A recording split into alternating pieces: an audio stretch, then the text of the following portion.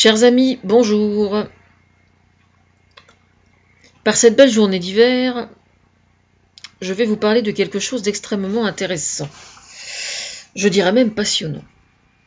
Il y a eu une émission hier sur l'esclavage moderne, sur France Inter. C'était dans... Je sais plus le titre de l'émission. Bon, c'est pas grave, vous avez qu'à fouiller sur le portail de France Inter. C'est pas grave. Service public. Peut-être que je me trompe en plus. Bon, c'est pas grave.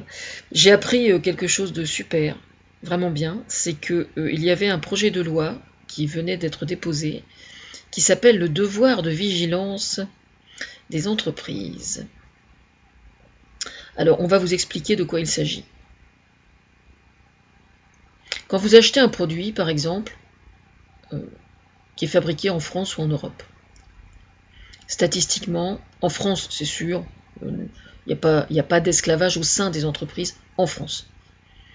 En Europe, statistiquement, c'est relativement clean, quoi. Voilà. Par contre, dès l'instant que vous sortez de l'Europe, déjà, ça se complique un tout petit peu. Voilà. Et donc, cette loi a pour objectif d'obliger les entreprises qui ont des sous-traitants. Par exemple, je vais prendre un exemple, une entreprise une chaîne de magasins en France, au hasard, hein, je prends ça au hasard bien évidemment, une chaîne de magasins, je ne cite pas de nom, hein, je ne fais pas encore de délation, ça va pas tarder, mais une chaîne de magasins au hasard comme ça en France fait fabriquer des vêtements au Pakistan ou je ne sais où. Et bien grâce à cette loi, elle va devoir maîtriser, je dis bien la totalité, des filières avec lesquelles elle travaille. C'est-à-dire que quand on vient lui demander des comptes sur le fait que tel téléphone, au hasard, hein, c'est pareil, hein, tel téléphone soit fabriqué par les métaux, les terres rares qui sont extraites dans tel pays en Afrique, il y ait des enfants de 4-5 ans qui descendent dans les mines, eh bien le PDG de la grosse société qui fabrique le téléphone en question ne pourra pas dire « Ah mais je ne savais pas » ou bien alors envoyer Élise Lucet sur les roses. Hein par exemple. Voilà. Et donc c'est juste une loi extrêmement importante. Voilà, extrêmement importante. Alors, je tiens quand même à préciser, il faut quand même être honnête, que parmi ces grands groupes, tels que la loi est faite aujourd'hui, je sais très bien, moi, je le sais parce que je les travaille au corps, je sais très bien, moi, qu'au sein de ces entreprises, il existe des gens qui sont honnêtes et qui sont vraiment de bonne volonté. Mais il se trouve que tel que le commerce international est régi actuellement, je vais citer des noms parce qu'il n'y a pas de raison. J'entendais donc dans l'émission en question, là, on parlait justement de l'esclavage qui se produit en pleine mer, dans des élevages industriels de crevettes, où des gens qui sont complètement désespérés sont embarqués pour travailler sur un bateau et ne voient jamais la terre, quoi. Et ils sont esclaves sur leur bateau. D'accord ? Bon, on va pas se répandre sur la misère du monde à ce niveau-là, hein. On va s'occuper de la loi uniquement pour l'instant. Bon. Et donc Carrefour, pour ne pas le citer, vendait ses crevettes. Donc ils ont été interpellés par certaines associations de défense des droits de l'homme et tout ça, chose qui est parfaitement légitime. Et ils ont rétorqué, nous, on peut pas faire grand-chose. Voilà. Alors évidemment, vous me direz, c'est un peu facile. Je répondrai que non, ça n'est pas si facile. Ce que je veux dire par là, c'est que au sein de ces gros groupes, même si la politique générale de ces gros groupes est déontologiquement tout à fait satisfaisante, les lois internationales actuellement internationales vraiment, c'est-à-dire entre États, et au sein des pays concernés où ça se passe, sont faites de telle sorte que, effectivement, Carrefour, par exemple, là, parce que là c'est Carrefour dont il s'agit, ne peut absolument pas maîtriser quoi que ce soit. C'est-à-dire que les journalistes en question qui sont allés enquêter là-bas, quand ils sont allés dans les ports, ils avaient des... Enfin, c'est expliqué dans l'émission, hein, ils avaient des grosses bagnoles avec des vitres fumées qui leur ont dit vous n'avez pas à traîner là, madame. Vous voyez ce que je veux dire? Bon, voilà. C'est-à-dire que ce sont des... il y a différentes branches de l'industrie partout dans le monde qui sont tenues par des mafias, hein, qui sont rivales les unes des autres, bien évidemment.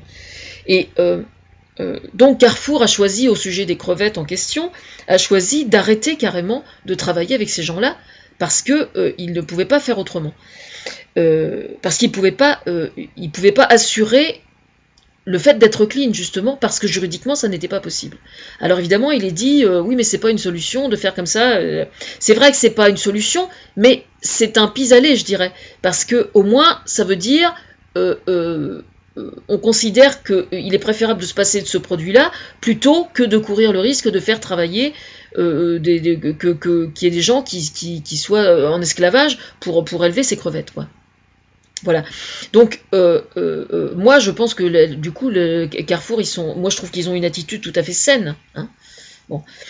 Cette loi de vigilance, moi, je trouve que c'est vraiment quelque chose d'extraordinaire.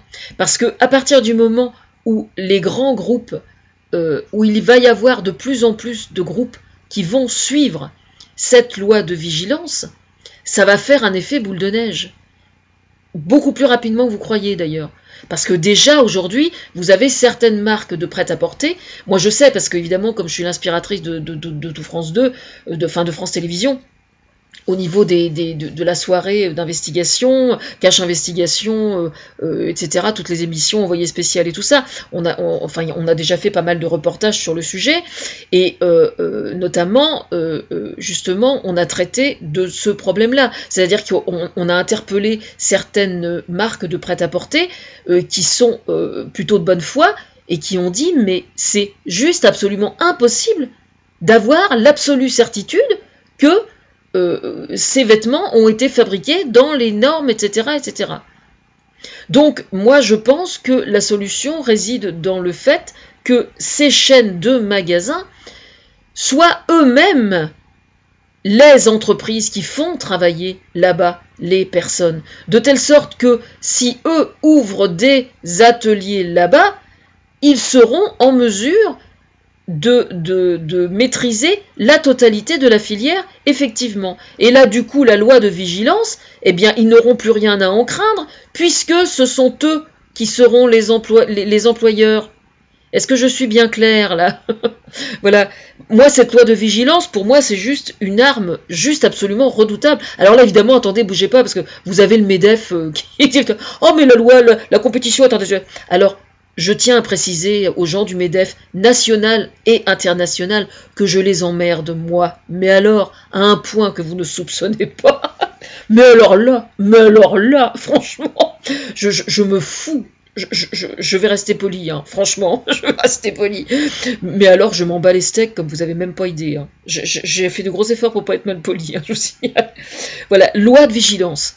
C'est juste un outil juridique de tout premier ordre pour obliger les entreprises à être justement parfaitement responsables des filières avec lesquelles ils travaillent. Voilà. Donc, bon courage et je vous préviens qu'on n'a pas fini de vous faire chier avec ça, mais alors à un point que vous soupçonnez pas. Hein. De toute façon, il suffit déjà qu'on ait mis le MEDEF dans le coup, c'est mal barré, hein, déjà. Je rigole parce que là, je suis sur Link et puis je dépose mes liens sur Link aussi maintenant. Et donc, là, l'opinion, là, sur l'opinion, il y a encore quelqu'un du MEDEF qui gueule un coup, là. Je vais l'arranger vite fait, là. On va s'occuper un peu de ça. Donc, faut arrêter, quoi. Ça va, quoi.